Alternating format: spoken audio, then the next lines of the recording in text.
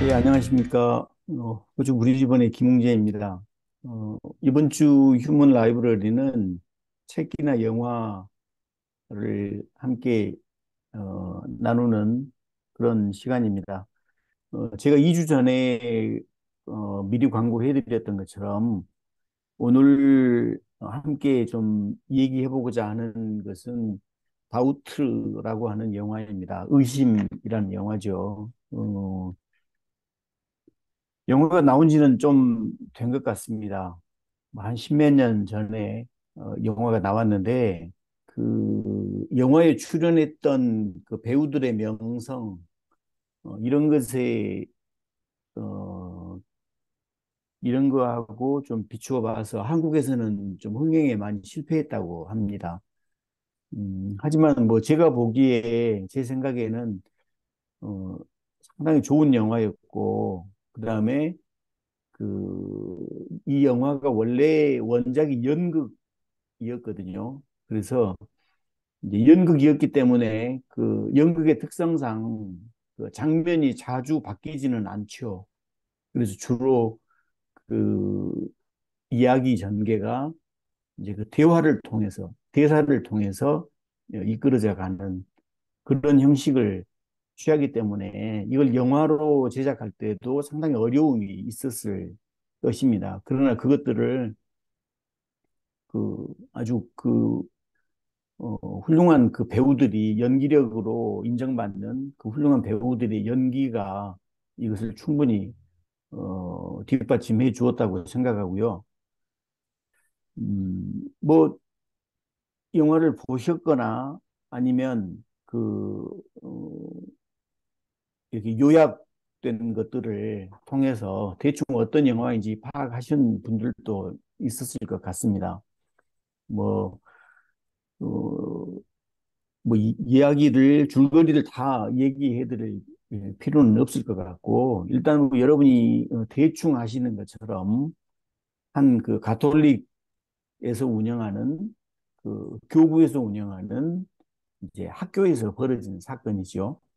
음, 교구의 그 수녀원에서 운영을 하기 때문에 교장은 수녀 원장이었고 교사들은 주로 수녀들이나 뭐 신부들이 했던 것 같습니다.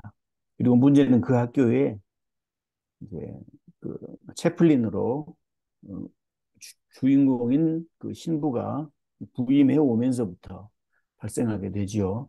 그래서 그 상당히 진보적이고 개방적인 그 신부의 그런 언행들 이런 것들이 교장이었던 원장 수녀는 영 마음에 들지 않았던 것이고 그래서 여러 가지 측면에서 이 영화를 접근해 볼 수가 있습니다. 첫째는 그 진보와 보수의 갈등, 어, 이걸로도 접근해 볼 수가 있고요. 또 하나는 그러니까 비슷한 내용인데 전통과 혁신 이런 문제들. 가톨릭 교회에서 오랫동안 그 지켜왔던 그 전통을 지켜야 한다는 그 교장 수녀와 그다음에 교회는 변해야 한다. 세상은 변하고 있기 때문에 교회도 변해야 한다. 네, 이렇게 주장하고 어, 그걸 행동에 옮기고자 하는 그 주인공 풀린 신부와의 그 갈등 이런 대척점으로도 볼 수가 있고요. 또는 이제 의심과 확신이라는 그 관점. 그래서 사실 우리가 살아가면서 의심이라는 건 반드시 필요한 것이라고 생각합니다. 의심은 반드시 필요하죠. 어떤 지식이라든가 학문이라든가 우리의 사고가 발전하기 위한 출발점은 바로 의심이라고 생각합니다. 그래서 그것을 해결해 나가면서 우리는 새로운 정보를 얻게 되고 새로운 시각을 갖게 되고 좀 더 차원 높은 그런 단계에 도달해 갈 수가 있는 거죠. 하지만 문제는 그 의심이란 것 자체, 거기에 함정이 있는 것이죠. 제가 이 영화를 보면서 제 나름대로 접근해 본 방식은 이것입니다. 에베레스트 산, 그쪽 히말라야 그쪽에 가면 8,000m 넘는 그 산들이 14개나 있다고 하죠. 그런데 문제는 에베레스트 산이 세계 최고 높은 산이 된 것은 그 산 봉우리가 히말라야 산맥 위에 있기 때문이라고 생각합니다. 실제로 등산 전문가들의 얘기를 들어보면 에베레스트의 그 봉우리 자체는 그렇게 높지 않다고 합니다. 에베레스트 그 산 자체를 떼어다가 한국의 서울에다 옮겨다 놓으면 뭐 인수봉이나 도봉산 정도 그 정도에 해당될 것이고 전라도에다 옮겨다 놓으면 뭐 지리산이나 무등산 정도밖에 되지 않을 것입니다. 하지만 그 높은 산들이 히말라야라고 하는 그 견고하고 높이 쌓여 올려진 그 산맥 위에 있기 때문에 그 산은 세계 최고봉의 산이 되는 것이죠. 그래서 어떻게 보면 경외의 대상이 되기까지 하죠. 그런 것 같습니다. 우리가 갖고 있는 의심이라고 하는 것들, 이런 것들이 우리 속에 있는 어떤 두려움이라든가 어떤 그런 것들 견고하게 쌓여져 있는 어떤 어, 받침 위에 올려진다면 그래서 그것이 만약에 근거 없는 확신으로까지 이어진다면 얼마나 큰 영향력을 우리에게 발휘하는가 그런 것들을 한번 살펴볼 수도 있을 것 같습니다. 이제 여러분들의 고견을 기다리겠습니다. 먼저 제가 그 단톡방에 이병석 형제님하고 박정희 형제님께서 오늘 불참하셨는데 그분들이 어, 이렇게 영화를 보고 난 다음에 소감을 이렇게 말씀해 주셨는데 그걸 잠깐 소개해 드리겠습니다. 이병석 형제님께서는 의심이 잉태한즉 더 큰 의심이 생기고 결국은 가십이 되어 되돌릴 수 없게 된다라는 그 명제를 시작하셨습니다. 그래서 한 사람에 대한 의심과 그릇된 확신이 자신도 모를 죄를 범하게 하는 것이다. 이렇게 어, 말씀을 해주셨고요. 그다음에 이제 뭐 여러 가지 예를 들어서 또 접근해 주셨습니다. 우리가 뭐 잘 알려진 이야기 있죠. 검담선사의 이야기. 그 제자와 함께 강을 건널 때 그 어떤 이제 여인을 안고 그 강을 건너줘야 되는데 그걸 과연 어떻게 해야 되느냐. 이 제자는 여성을 품에 안고 강을 건너줄 수가 없어서 어, 그 계율을 어기는 것 같아서 주저하고 있는데 금단선사는 아주 그냥 조금의 망설임도 없이 그 여인을 품에 안고 강을 건너 주었다. 그러니까 건너주고 난 다음에 제자가 그게 따지지요. 스승님은 왜 그런 일을 하십니까? 그래서 금단선사가 한 유명한 말이 있죠. 나는 이미 그 여인을 강가에다 내려두고 왔는데 너는 아직도 그 여인을 마음속에 품고 여기까지 오는구나. 라는 이야기를 통해서 종교인은 너무나 많이 돕는 일에는 더디고 의식이라는 것에 치중한다라고 하는 그 얘기도 해주셨고, 예, 근데 이제 우리 이병석 형제님께서는 나중에 결과적으로 풀린 신부와 알로시스 수녀와의 갈등이 극에 달하게 되고 나중에는 결국 이제 풀린 신부가 다른 학교로 전근을 가게 되는.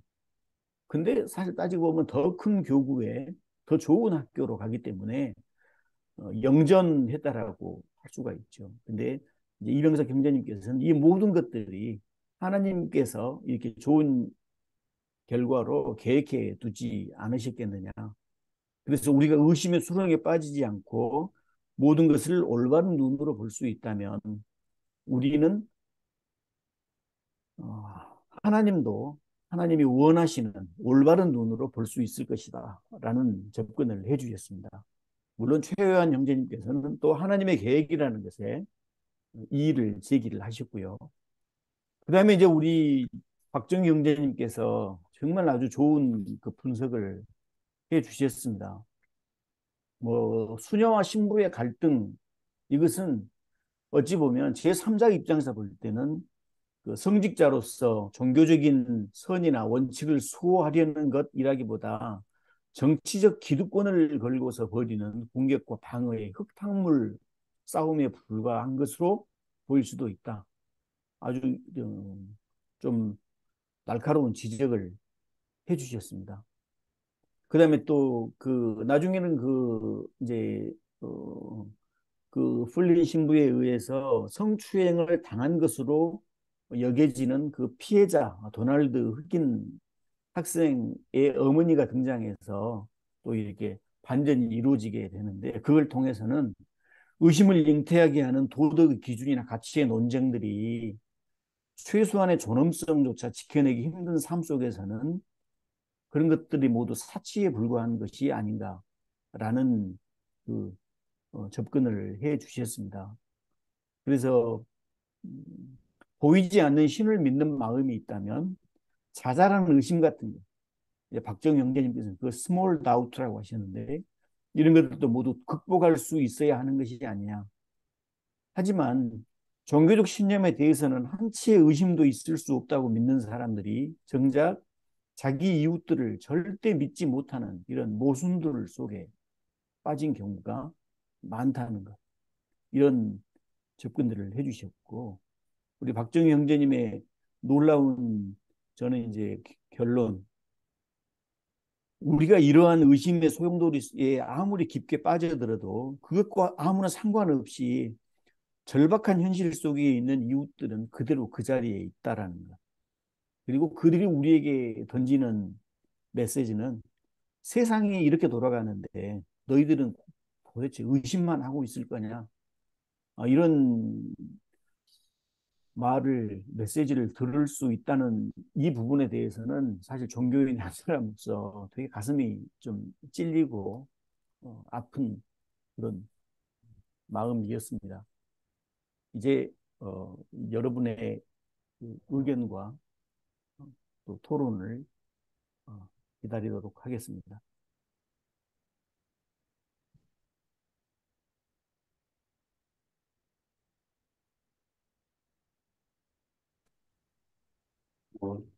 제가 아, 생각을 많이 해봤어요. 제가 좀 정리를 한 거 말씀드릴게요. 의심에는 건강한 의심과 건강하지 못한 의심으로 나눌 수 있겠다 생각했습니다. 건강한 의심은 뭐냐? 이게 마르크스의 말을 인용하면 의심과 회의야말로 인간을 바르고 강하게 만든다. 이게 마르크스의 말이거든요. 굉장히 유용한 말이죠. 의심과 회의야말로. 이건 건강한 의심이겠죠. 근데 건강하지 못한 의심은 어떤 것인가? 에, 이 영화에서 바로 그 교장 수녀가 보여주는 자세가 그런 거죠. 이 건강하지 못한 의심인데 여기서 잘 한번 생각해 보셔야 돼요. 의심의 반대는 뭔가요? 확고한 신념이죠. 근데 건강하지 못한 의심은 신념과 의심이 함께 섞여 있는 모순된 상태를 건강하지 못한 의심이라고 생각합니다. 예를 들어서 좋은 예가 검사들이 하는 거죠. 끝없이 의심을 하잖아요. 피의자를 놓고. 그것은 이미 유죄를 단정해놓고 그 유죄를 입증하기 위해서 끊임없이 의심하는 거죠. 그것이 바로 건강하지 못한 의심이죠.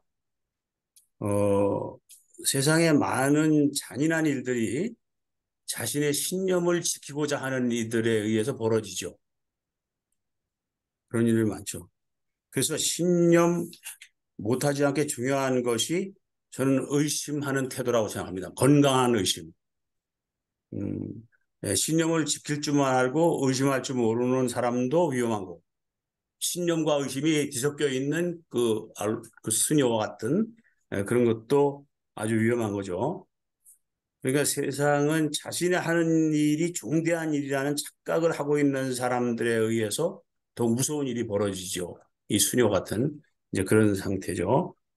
이거 제가 쓴 겁니다. 좀 이렇게 그 영화 보면서. 그래서 자신이 결코 잘못이 없고 자신이 하는 판단에 결코 잘못이 없다고 생각하는 사람, 가장 무서운 거죠. 그런데 이런 증세를 가장 충족시킬 수 있는 조건, 이런 증세를 갖출 수 있는 사람들이 어디냐? 바로 종교인들이죠. 종교인들. 예. 그래서 신앙은 때로는 어디까지가 신의 생각이고 어디까지가 내 생각인지를 혼돈하게 만들죠. 이게 가장 큰 문제라고 생각합니다. 마지막으로 아주 좋은 말 하나를 제가 찾아냈습니다. 여러분, 이건 좀 암기하시면 좋겠어요. 불신은 나사와 같다. 상대방이 무슨 말을 해도 삐딱하게 받아들여서 점점 깊이 박혀 들어가기 때문이다. 무슨 말인지 아시겠어요? 나사. 어. 점점 삐딱하게 받아들이게 점점 박혀 들어가기 때문이다. 제가 어디서 찾아왔는지 모르지만, 아, 이건 멋있는 말이다. 그래서 저도 앞으로 외워야 되겠다. 그런 생각이 했습니다. 이상입니다. 예, 감사합니다. 불씨는 나사와 같다. 예, 외우도록 하겠습니다. 우리 지성수 형제님께서는 일단 건강한 의심과 건강치 못한 의심을 대비해 가시면서 아주 좋은 접근을 해주셨습니다. 박선배 형제님 지금 마이크를 키신 것 같은데요. 아, 아, 죄송합니다. 제가, 저 아까 왜 켰는지를 잘 모르겠는데요. 어, 이제, 저도 영화를 봤습니다. 봤는데, 음, 저는 이런 장면이 내류에 지금도 기억이 남아요. 저하고 관련이 있어서 그런지, 음, 제가 제 딸하고 이제 같이 생활을 하면서, 어렸을 때인데, 자꾸 거짓말을 해요.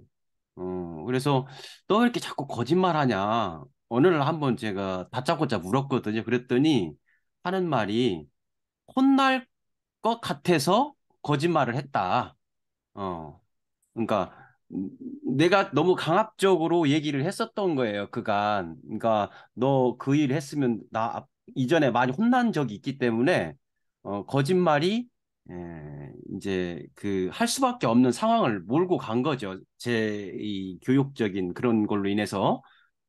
그러면서 영화에서 보면 그 학교 공부할 때 이어폰을 꽂고 있어서 이어폰을 막 들고 막 보이고 있어요. 그리고 나서 라디오까지 들었는데도 불구하고 모른다고 얘기하는 것들을 봤어요.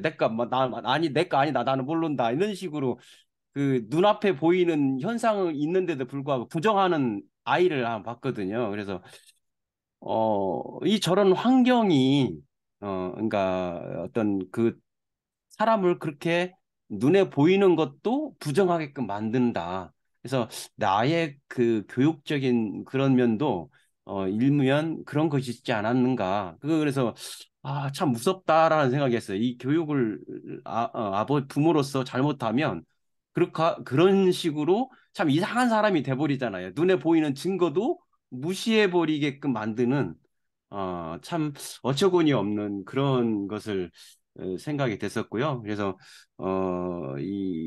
이제 그 영화가 저한테 참 그런 그 감동을 저한테 교육적인 내용을 주는 것들이 기억에 남았습니다. 예, 이상입니다. 예, 감사합니다. 박선배 형제님, 개인적인 또 경험을 그 비추어서 아주 어, 좋은 감동을 얻었다는 내용이었습니다. 우리 안미자 자매님 마이크를 켜셨는데요. 제가 이제 그 오늘 이제 이 뭐 의심이라는 그 영화를 제가 보진 않았지만 제가 그냥 그 핸드폰으로 좀 리뷰라든지 이런 건 좀 많이 봤어요. 그리고 아마 예전에 요즘 뭐 영화를 별로 잘 안 보기 때문에 볼 일이 좀 없는데 제가 이제 의심이라는 이야기를 이제 보면서 그 문득 생각이 난 게, 제가 좀 친한 집사님 부부가 있었는데, 참 오래됐어요. 오래전에 이 부부가 그 동네에서 한 100명이 넘은 그런 교회를 다니고 있었는데, 이 두 부부는 굉장히 봉사 정신이 좀 투철해요. 다른 사람보다. 뭐 집에 있는 건 다 교회 거고, 뭐 내 것도 교회 거고, 이런 사고를 가지고 계신 분이었는데, 뭐 굉장히 잘했어요, 교회다. 그랬는데 무슨 일이 있었는지 어느 날 이 두 부부가 쫓겨났어요, 교회에서. 그래서 내용인즉 근데 굉장히 성도들하고도 친하고 뭐 교회 일도 열심히 하다 보니까 목사님이 뭐 때문인지는 모르겠어요, 정확하게. 어쨌든 이분이 왜 쫓겨났냐면 목사님들이 좀 꿈을 좋아하시잖아요. 요셉의 꿈 뭐 이런 거 같이. 그래서 어느 날 꿈을 꿨는데 이 두 부부가 교인들한테 막 자기 험담을 하고 돌아다니더래요. 꿈속에서 너무 선명하게.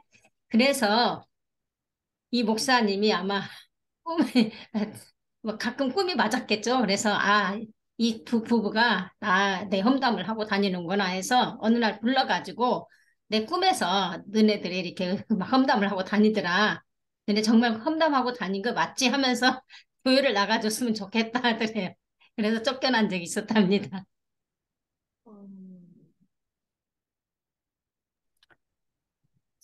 아이고, 네.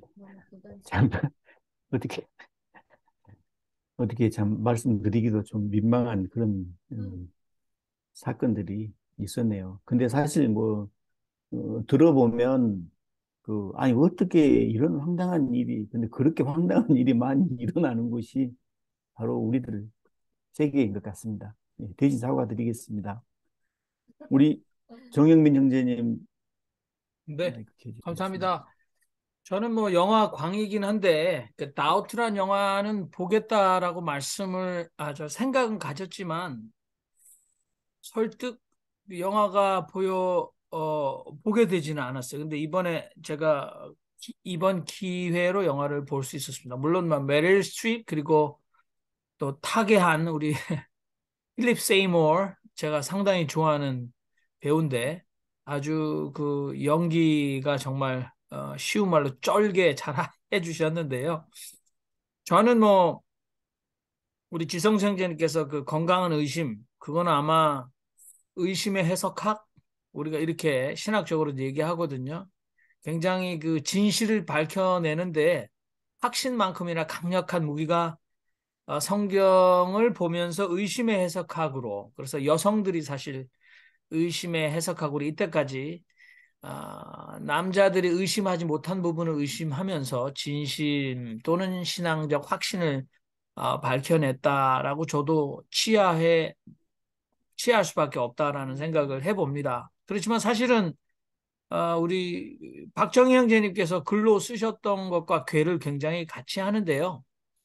그 사실 교장 수녀님에게 신부가 묻습니다. 단도직입적으로 당신이 어떻게 그렇게 나에 대해서 또 이 그 흑인 소년 더널드와 나 사이의 관계에 대해서 어떻게 그렇게 당신은 확신하느냐 증거도 없으면서 그랬더니 당당하게 자신의 경험이라고 얘기하고 있지 않습니까? 그러니까 교장 수녀의 경험 그리고 신부의 경험 예, 경험은 또 다른 말로 하면 아주 냉혹한 현실일 수도 있을 것 같습니다만은 어, 얼마 전에 그냥 제목만 읽었는데 이제는 AI가 인간의 감정이 아니라 인간의 생각을 읽어낼 수 있다.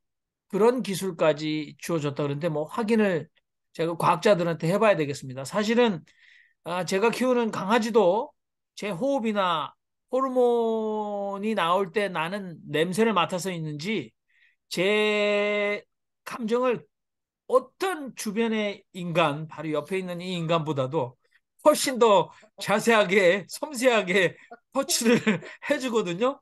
그래서 깜짝깜짝 놀랄 때가 많은데 사실은 우리가 그 사람의 생각을 AI가 읽어낸다. 물론 그 개들이 실험상으로 인간이 거짓말하는 걸 알아챈다라고 얘기하는데 저는 뭐 지금 AI 얘기를 하고 싶은 것이 아니라 제가 이때까지 이제 미뤄온 얘기는 바로 이 사람들 사이에서 소통이 일어나는데 진실, 진실한 소통이 불가능하구나. 이 사람들에게 묻습니다. 당신은 그랬느냐? 그리고 신부는 그런 일이 없다라고 얘기하고 자신은 확신을 얘기하는데 모든 사람이 얘기하지만 진실한 소통, 대화의 기적이 일어나지 않아요. 만일 정말 누군가가 진실하게 얘기하고 그 얘기를 진심으로 받아들였다면 계속해서 의심을 이어나갈 수 있겠는가? 그런데 그 진실한 답변조차도 무시하는 것이 자신이 가졌던 각자의 경험이라는 대단한 그 잘못된 편견 또는 그, 어, 예, 그 도구로 중독된 경험이라고 저는 생각이 하는데요. 제가 이제 곧 마무리하겠습니다. 저는 여기서 가장 강력하게 충격을 주었던 것은 이 도널드라는 소년의 어머님이 원장 수녀와 길을 걸어가면서 한 대화였다라고 생각합니다. 북미 흑인의 경험, 흑인 소년 성소수자의 경험, 성소수자 흑인 아들을 둔 어머니의 경험, 미국에서의 흑인 여성은 계층 차별, 인종 차별, 성차별을 당하고 삽니다. 그래서 백인 여성의 성차별이 종식된다고 해도 옆에 있는 흑인 여성은 흑인으로서의 인종차별이 종식되지 않습니다. 그리고 또한 미국에서 이 흑인 남자 성소수자, 지금은 뭐 미국에서 2%밖에 되지 않는다고는 성소수자 뭐 이렇게 얘기합니다만 여전히 엄청난 장벽이 백인 남성 부유층 성소수자와 흑인 가난한 성소수자의 차별은 엄청나다. 저는 그렇게 생각을 하고 있거든요. 그래서 정말 쓰레기, 인간 쓰레기처럼 대접받고 있는 사람은 흑인이며, 어, 또 게다가 흑인 남성 성소수자다. 그런데 그 어머니의 눈물로 하는 이야기, 우리 박정희 형제님도 굉장히 많이 그걸 공감하셔서 강조하셨습니다만은 그 신분이 우리 아들에게 잘해준다면 이유가 있을 것입니다. 모든 사람에게는 이유가 있습니다. 누구든지 간에 당신들이 어떤 얘기를 하든지 간에 저는 제 아들에게 잘해주는 당신이 나와 같은 편에 있을지 저는 모르겠습니다만 제 아들에게는 제 아들에게 친절을 베푸고 제 아들을 감싸주는 사람 그 사람을 저는 그 사람을 원하고 그 사람을 지지할 겁니다라는 그 어머니의 이야기 너무나 큰 충격이었다 그런 생각입니다. 이상입니다. 네, 감사합니다. 네. 그다음에 박정희 형제님께서 예, 음, 말씀해 주시겠습니다. 예, 이 영화를 너무 옛날에 봐가지고 잘 기억이 안 나고 제가 쓴 글은 어, 나누어 드렸는데 어, 그게 제일 뭐 제 생각으로서는 정확한 걸 거예요. 그건 옛날에 쓴 글이니까. 근데 어쨌든 이 기회를 통해서 의심이라고 하는 것에 대해서 우리가 좀 생각을 많이 하게 되잖아요. 그래서 좀 영화에서 말하는 의심이랑은 또 다른 것일 수도 있겠습니다만은 우리 이 종교 생활에 있어서의 의심, 어떤 의미에서 이 복음 좀 복음주의 교회 같은 데서는 가능하면 의심을 뭐 극복하자, 뭐 의심하지 말자, 뭐 이제 그런 것을 많이 얘기합니다만 사실 거기에 이제 좀 문제들이 발생한다고도 볼 수가 있죠. 그래서 제가 어디 어 저기 읽은 구절인데요. 은혜로운 교회에 대해서 쓴 얘기입니다. 근데 은혜로운 교회라고 하는 것은 사람들이 질문과 의심과 이런 그 문제거리를 정죄당할 두려움을 느끼지 않은 채로 가져올 수 있는 공간입니다. 이렇게 얘기했습니다. 그래서 그런 은혜로운 교회의 목표는 어, 어려운 문제들에 대해서 쉽고 빠른 대답을 공급하는 데 있지 않고 생각하고 탐구하는 장소를 만드는 데 있습니다. 그래서 이 구절을 보면서 아, 우리 아둘람이라고 하는 공동체가 우리가 이렇게 3년 되고 그러는데 여기는 그래도 다른 데랑 달라 이렇게 느끼고 좀 정을 붙이게 되는 이유가 여기에 있지 않나. 그러니까 사실 어떤 비난받을 걱정하지 않고 의심이나 질문을 가져올 수 있는데 그럼 그게 왜 중요하냐면은 이 구절에서 이제 이어지는 말은 신학적인 이런 그 갈등 속에서 스트러글이라고 하는데 신학적인 갈등 속에서 이 은혜로운 교회는 어, 우리에게 무엇이 가장 중요한지를 상기시켜 줍니다. 우리가 우리 주위에 있는 형제들에게 어떻게 대할 것인가라는 그런 얘기를 하고 있는데 이 부분은 좀 그 영화랑도 좀 이어지는 것 같아요. 그러니까 우리가 질문이 허용되고 의심이 허용되고 이제 고민 갈등이 허용된다는 것이 내가 갖고 있는 문제를 이제 걱정하지 않고 나눌 수 있다. 그 자체도 사실 좋지만 이것이 교회에서 나눠질 필요가 있는 것은 이렇게 사실 그대로의 이 고민들이 나누어질 때 정말 우리에게 무엇이 제일 중요한가를 깨닫게 된다는 그 가능성이 크다는데 있다는 거죠. 그러니까 우리가 그렇지 못하고 의심 없고 질문 없고 이렇게 이 일방적인 대답을 받는 자리에서는 우리의 그 진실함도 찾기 힘들지만 그 안에서는 어떻게 보면 그 교리에 얽매이기 때문에 정말로 중요한 것이 무엇인가 깨달을 수 있는 기회도 사라진다. 뭐 그런 의미가 아닐까 해서 이런 생각에 대해서 좀 나누고 싶어서 말씀드렸습니다. 예, 감사합니다. 영화에 대해서도 아주 좀 탁월한 분석을 해주셨고, 그다음에 은혜로운 교회라는 차원에서 또 우리에게 귀한 또, 과제도 주신 것 같습니다. 이제 의심과 확신이란 문제에서 저는 한 번 더 좀 다른 측면으로 이 영화에 대해서 한번 접근해 봤으면 합니다. 그것은 뭐냐면, 이제 만약에 우리가 그 영화에서 이제 문제가 되었던 그 질문 있죠. 그러면 정말로 그 풀린 신부가 도날드라는 아이에게 성추행을 했다는 말이냐, 안 했다는 말이냐, 그 일이 실제로 있었느냐, 없었느냐, 이제 이 문제에 조금 그, 중점을 두고 접근을 해 봤을 때, 그 감독이나 작가가 우리에게 던지는 것은 해답을 주지는 않았습니다. 분명히. 그러니까 그 신부가 맞았다, 수녀가 맞았다. 이 부분에 대해서는 그 결말이 나와 있지를 않습니다.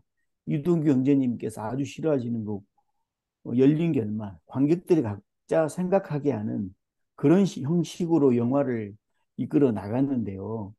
그렇다면 문제는 저는 또 한 가지 질문을 해봐야 될 것이 이제 호감이라는 것, 우리가 과연 누구에게 이끌리는가 이제 여기에 관해서 발생되는 문제들이라고 생각합니다. 즉 어찌 보면 우리 일상생활에서 우리는 이제 호감은 곧 신뢰를 말하게 되죠. 내가 호감을 갖는 사람에 대해서는 나는 일단 신뢰를 하게 됩니다. 그리고 그게 좀 더 지나치게 되면 내가 호감을 갖는 사람의 말은 진실이라고 늘 생각하게 되죠. 하지만 누군가가 나에게 비호감으로 다가왔을 때 그 사람에 대해서는 신뢰보다는 약간 불신이 있게 되고요. 그것은 나중에는 그 사람이 어떤 말을 해도 진실로 받아들이기보다는 사실 여부와는 상관없이 진실이 아니라 거짓으로 받아들이기 쉽게 된다는 이야기입니다.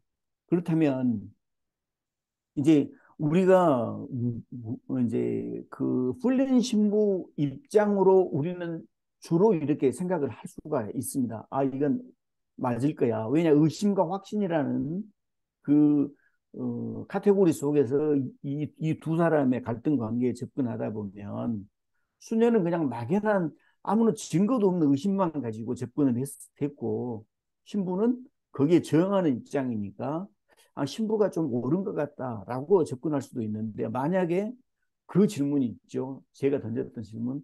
그러면 과연 도널드와 그 신부 사이에 그런 어떤 일이 있었느냐 없었느냐를 말할 때는 우리는 아무런 대답도 할 수 없는 것이지요. 그렇다면 이제 여기에서 제가 한 가지 이 영화를 통해서 떠올려지는 그 한국 영화가 있었는데요. 곡성이라는 영화가 있었습니다. 그 어떤 마을에 막 사람이 죽어가고 묘한 사건들이 생기죠. 근데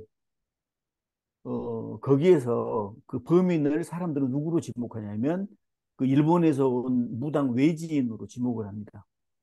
근데 분명한 건 증거는 없죠. 증거는 없고 증거처럼 보여지지만 그것은 감독이나 작가가 그 관객들의 시선을 이렇게 다른 데로 자꾸 유도하기 위한 미끼라고 생각을 해보면 어쩌면 어, 그렇다면 왜 그 외지인에게 혐의를 두고 그 사람을 범인이라고 확신하게 될까? 그것은 어쩌면 우리들에게 누구에게 끌리느냐, 누구에게 호감을 갖느냐, 그 문제가 아닐까라고 생각을 해봅니다. 사실 그 영화, 곡정이라는 영화 속에서도 제가 봤을 때는 가장 객관적이고 올바른 시각을 갖고 있었던 사람은 아주 잠깐 등장했던 그 마을 성당의 주임 신부라고 생각합니다. 그 주임 신부는 이렇게 말하죠. 증거도 없고 본 사람도 없고 그렇다면 어떻게 해서 어떻게 이걸 확신할 수가 있을까요? 자기 생각에는 병원 의사를 믿고 기다려보는 게 제일 가장 현명한 선택일 것 같습니다. 교회가 해드릴 방법은 아무것도 없습니다. 어쩌면 믿음이 없는 얘기처럼 들리고 무책임한 얘기처럼 들릴 수 있지만 그게 가장 진실이 아닐까 저는 또 이렇게도 생각을 해봤거든요.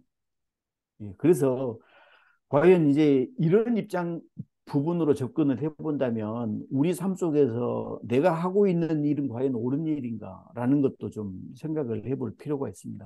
그래서 일관성을 발견하는 어떤 곳, 그 지점은 나의 올바른 행위가 아니라 어쩌면 내가 옳은 일을 하고 있다고 인정받고 싶은 그런 욕망이 아닌가. 이런 것도 좀 우리 삶 속에서 생각을 해볼 필요가 있지 않을까. 여러분은 혹시 어떻게 생각하시는지요?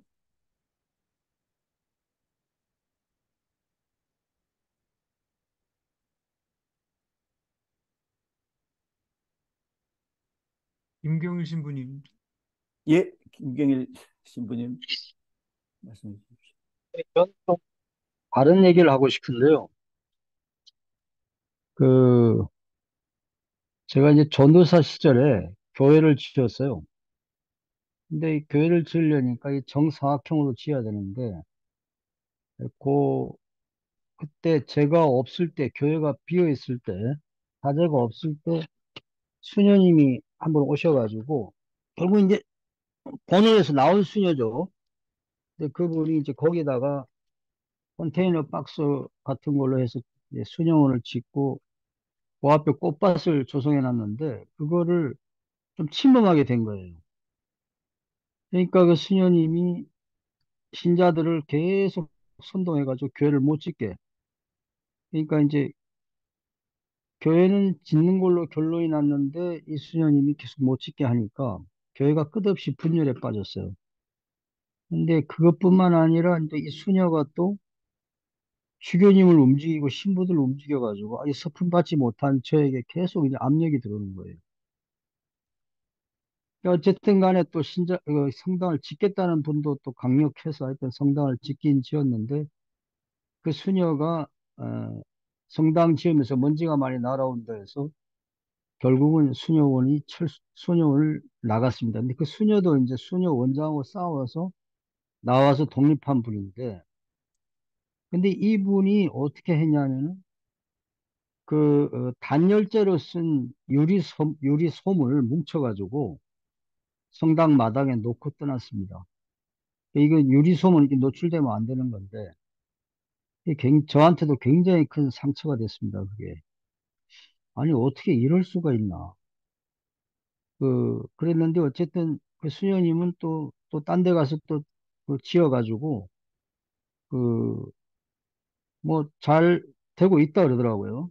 근데 그 스님이 한 번 저한테 자기가 잘못했다고 사과를 하긴 했어요. 그래서 그냥, 네, 그럼 저도 잊어먹겠습니다. 했지만은, 그게, 잊혀지지가 않아요.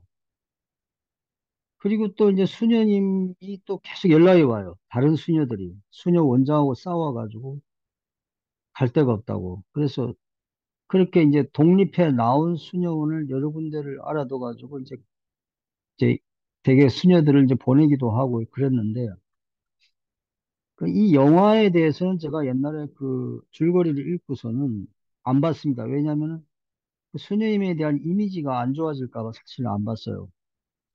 워낙 강력한 호소력을 지닌 영화니까. 근데 저희 아내도 수녀가 되려고 꽤나 몸부림쳤던 사람이고, 저도 수녀에 대한 이미지가 너무 좋았기 때문에, 또 너무 훌륭한 수녀님도 여러 차례 만났고 이래서, 또 제 인생에 영향을 준 수녀님도 계시고.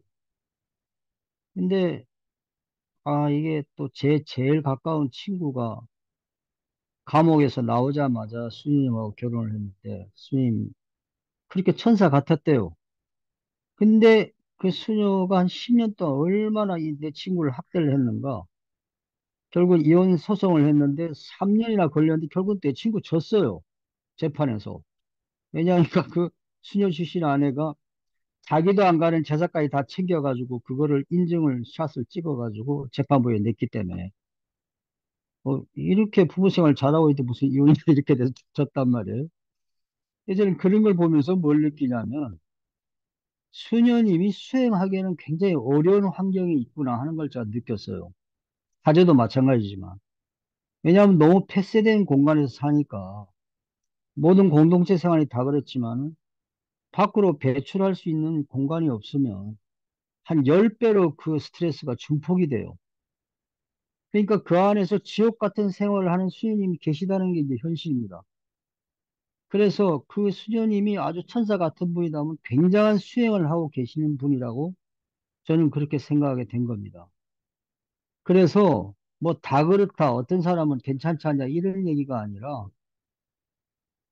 제가 할 때 우리 교회에 나오겠다는 사람이 제가 하는 말이 있습니다. 이게 뭐냐면 교회라는 데는 착한 사람이 교회를 와도 좀 복잡하게 착한 사람이 되고 나쁜 사람이 교회를 오면 더 나쁜 사람이 된다는 거는 감안하고 들어오시라.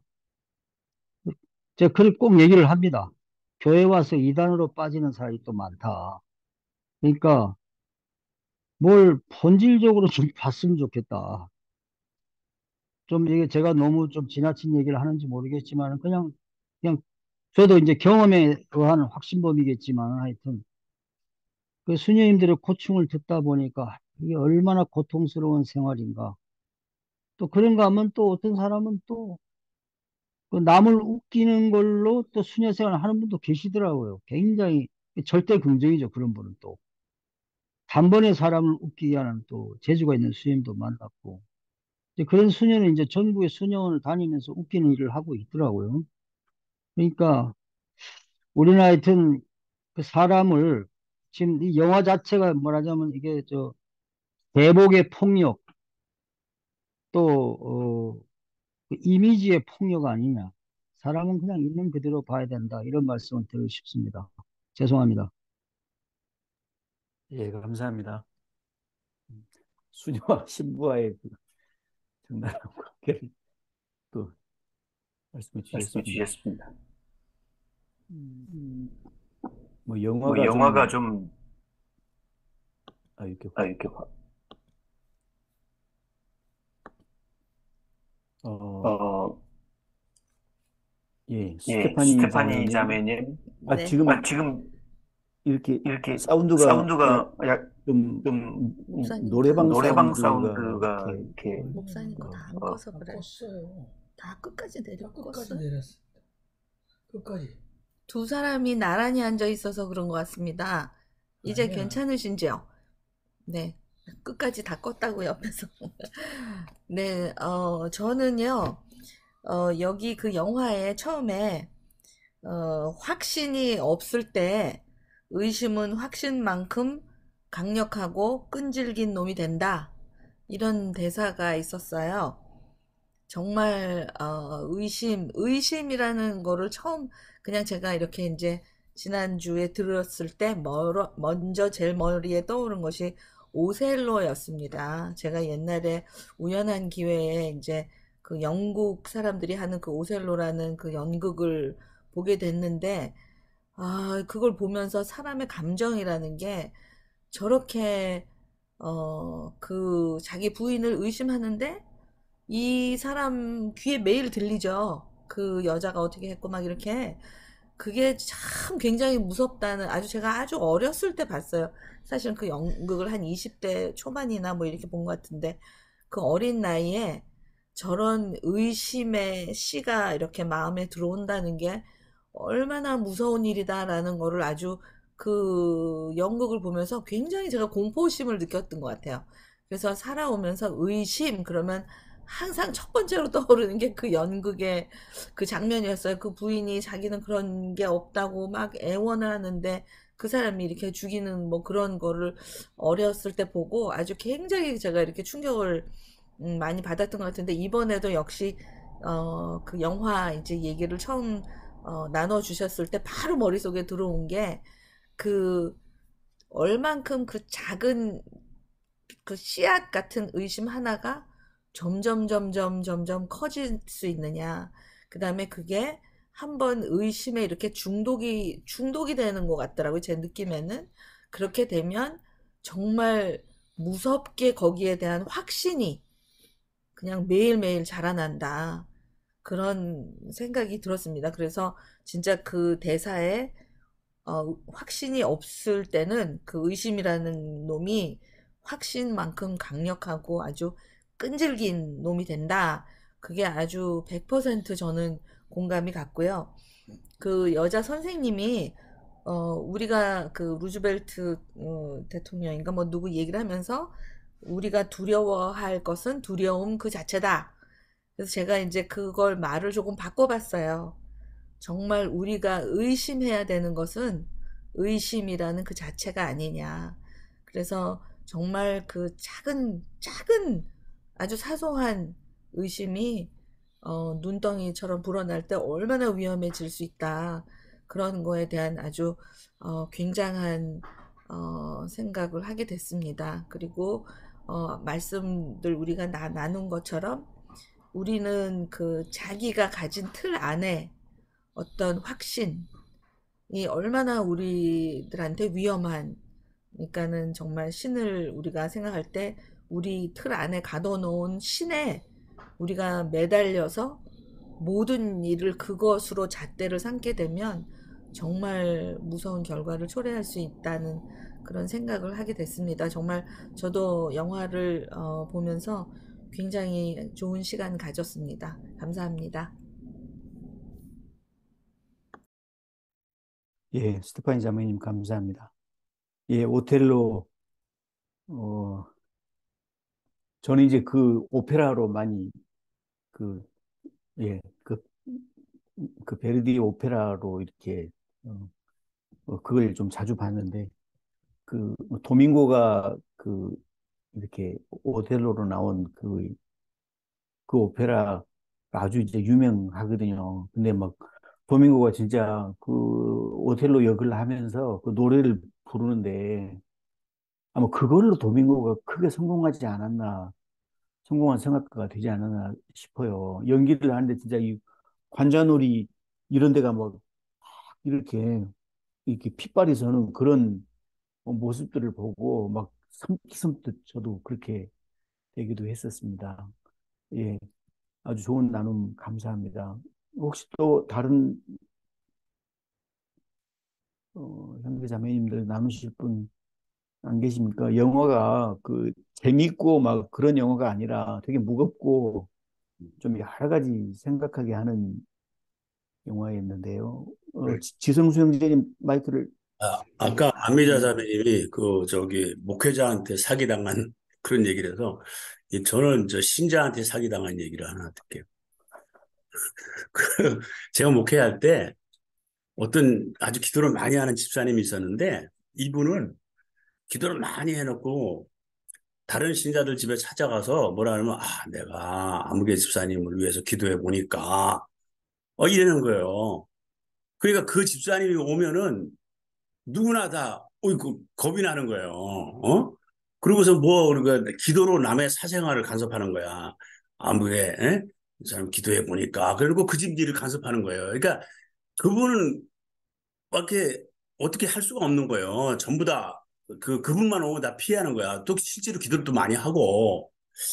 근데 이제 소문이 계속 들리는 거죠. 그래서 임 무슨 집사였지? 나는 그래서 저 사람 저 어떻게 저것을 고칠 수 있을까? 그렇다고 그 불러서 당신 그러지 마라 그럴 수도 없잖아요. 기도하고 그랬는데 근데 한 번은 겨울인데 제가 새벽 기도 끝나고 딱 나오는데 문 앞에서 이분이 기다리고 있는 거예요. 그랬더니 뭐라 그러냐면 제가 목사님께 드릴 말씀이 있습니다. 그래서 예 무슨 말씀? 제가 목사님을 위해서 기도하다 보니까 딱 나오는 거여서 이게 나한테도 왔구나. 그래서 제가 그렇습니까 집사님?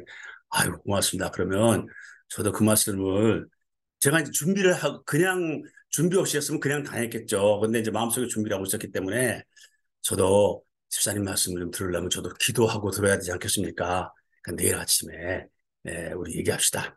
그리고 이제 새벽 기도에 이제 평소보다 30분 더 하고 그 사람도 기다리라고. 그리고 이제 기도하고 이제 사택으로 들어오라 그랬어요. 돌아가지고서 이제 얘기를 하려고 그러는데 자, 집사님 말씀 듣기 전에 우리 성경 말씀 한번 찾아봅시다. 그리고 이제 사도행정을 딱 찾았어요. 거기에 그런 거 나오잖아요. 바울이 이제 눈 멀었을 때 이제 피장 시몬의 집에 그또 오잖아요. 이 사람, 응? 그러니까 가서 찾아와서 뭐 고쳐줘라 그런 거 나오잖아요. 사도행전 그걸 딱 펴가지고 내가 그건 이제 나중에 했다. 나중에 했고 뭐라면 집사님 말씀 듣기 전에 제가 오늘 아침에 하나님께 여쭤봤습니다.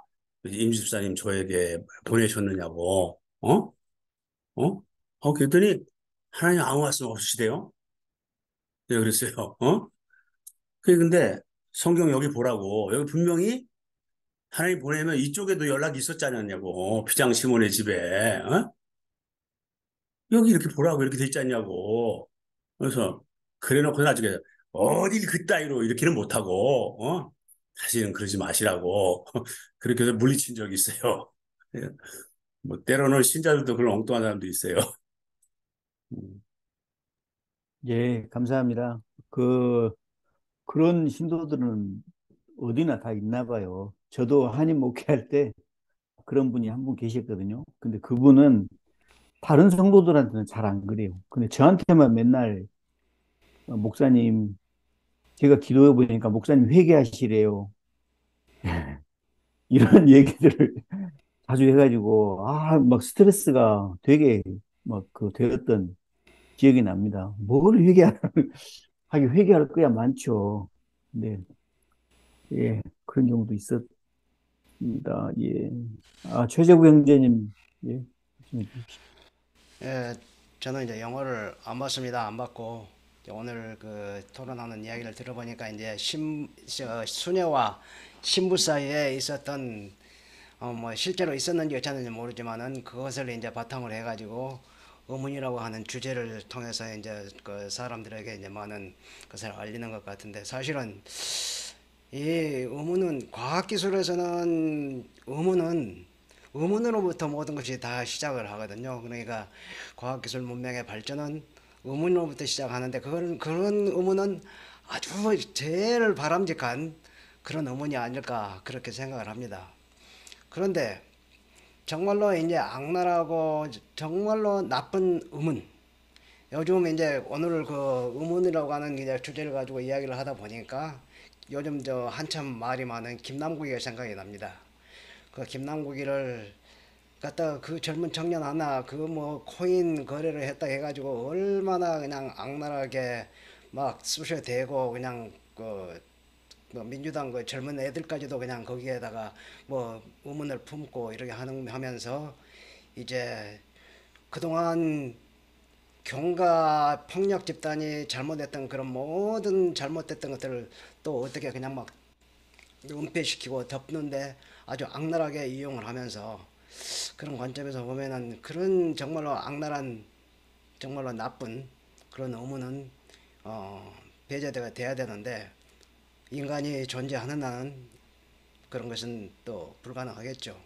그런 관점에서 이제 한번 잠깐 좀 말씀을 드렸습니다. 예, 고맙습니다.